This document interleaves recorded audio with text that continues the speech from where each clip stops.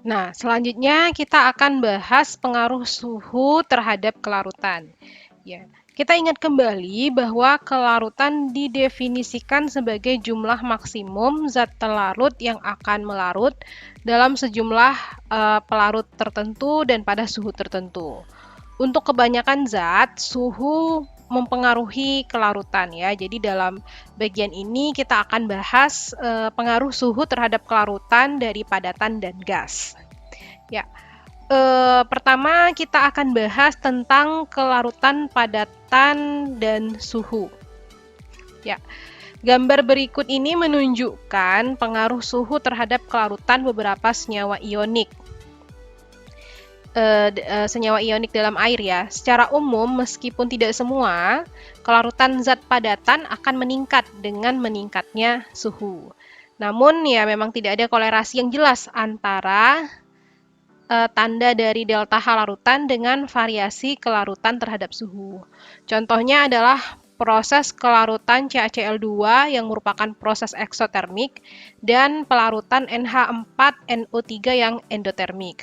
Namun, kelarutan kedua senyawa ini meningkat dengan meningkatnya suhu. Secara umum, pengaruh suhu terhadap kelarutan lebih baik ditentukan oleh percobaan ya. Nah, jadi bisa kita lihat ya di gambar ini, kelarutan suhu meningkat ketika suhu juga meningkat. Dan kelarutan ada juga zat-zat yang ketika suhu meningkat malah kelarutannya menurun. Nah, jadi untuk mengetahui bagaimana pengaruh suhu terhadap kelarutan itu didasarkan kepada percobaan. Nah, kemudian kelarutan gas dan suhu. Nah, ini adalah gambar ya, gambar kelarutan gas O2 dalam air yang bergantung pada suhu. Perhatikan bahwa kelarutan menurun jika suhu meningkat dan tekanan gas di atas larutan yaitu 1 atm. Jadi kalau gas ya, ketika suhu meningkat kelarutannya menurun. Ya, kelarutan gas dalam air biasanya menurun dengan meningkatnya suhu.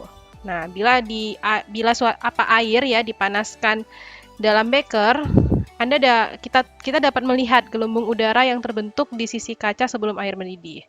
Dengan meningkatnya suhu, molekul udara yang terlarut mulai mendidih dan keluar dari larutan jauh sebelum air itu sendiri mendidih ya. Nah, menurunnya kelarutan molekul oksigen dalam air panas menyebabkan polusi termal yang memanaskan lingkungannya. Nah, yang dimaksud memanaskan lingkungannya itu biasanya badan air ke suhu yang membahayakan bagi makhluk hidup di dalamnya. Nah, diperkirakan bahwa setiap tahun di luar negeri ya sekitar 450 ribu miliar liter air digunakan untuk pendingin di industri. Sebagian besar pada pembangkit listrik dan tenaga nuklir. Proses ini memanaskan air yang kemudian dikembalikan ke sungai dan danau di mana air itu diambil. Nah, ahli ekologi mengkhawatirkan bahwa hal tersebut dapat menjadi pengaruh polusi termal terhadap kehidupan di dalam air. Ya, jadi meningkatnya suhu air dapat mempercepat laju metaboliknya, yang biasanya menjadi 2 kali lipat untuk kenaikan 10 derajat Celcius. Bertambahnya laju metabolisme akan meningkatkan kebutuhan ikan, akan tetapi pada saat yang sama pasokan oksigen menurun karena kelarutannya yang rendah dalam air yang panas tadi.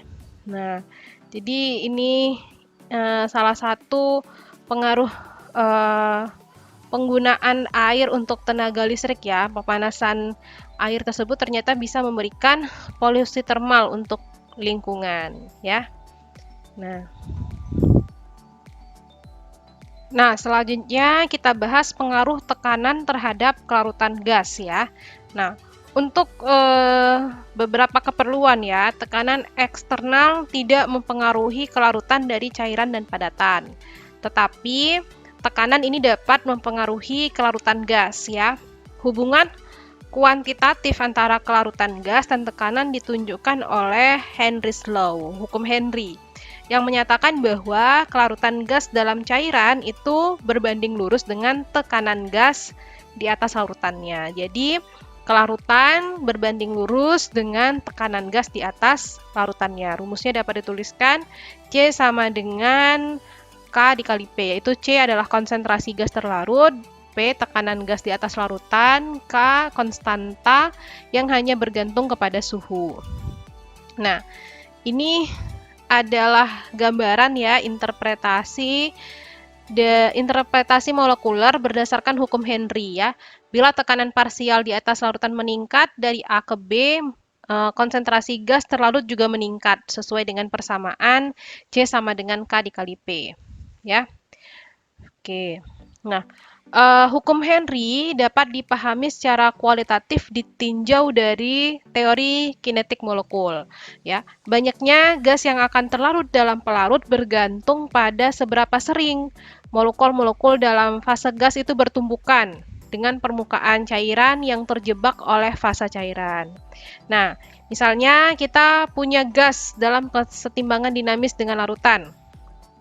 Ya, pada setiap saat jumlah molekul gas yang akan memasuki larutan sama dengan jumlah molekul terlarut yang bergerak memasuki fase gas ya.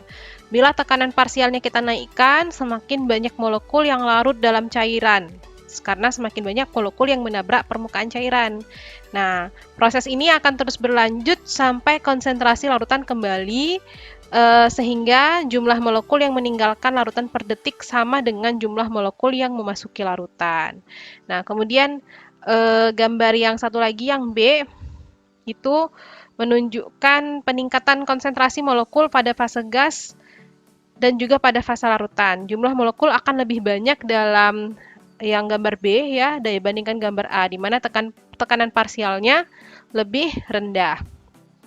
Nah, contoh penerapan atau contoh dari hukum Henry ini adalah pembuihan minuman berkarbonasi atau minuman bersoda ya, bila tutup botol dibuka. Nah, sebelum botol ditutup, botol ini diberi tekanan berupa campuran udara dan CO2 yang dijenuhkan dengan uap air. Nah, karena adanya tekanan parsial CO2 yang tinggi di dalam campuran gas penekan, maka jumlah CO2 yang terlarut dalam minuman berkarbonasi beberapa kali lebih tinggi dibandingkan yang terlarut pada kondisi atmosfer normal. Jadi, saat tutupnya dibuka, gas yang tertekan akan terlepas dan akhirnya tekanan dalam botol menurun mencapai tingkatan atmosfer ya. Jadi, tekanan dalam dan di luar botolnya sama. Banyaknya CO2 yang tersisa di dalam minuman ditentukan oleh tekanan parsial atmosfer normal dari CO2. Ya, kelebihan CO2 yang terlarut akan keluar dari larutan menyebabkan pembuihan. Nah, itulah proses yang terjadi pada soft drink ya, minuman yang bersoda ya. Ketika sebelum botol dikocok, maka ketika botol dikocok kemudian dilepaskan, maka akan terlihat buihnya. Itu artinya terjadi pelepasan CO2 ya, teman-teman.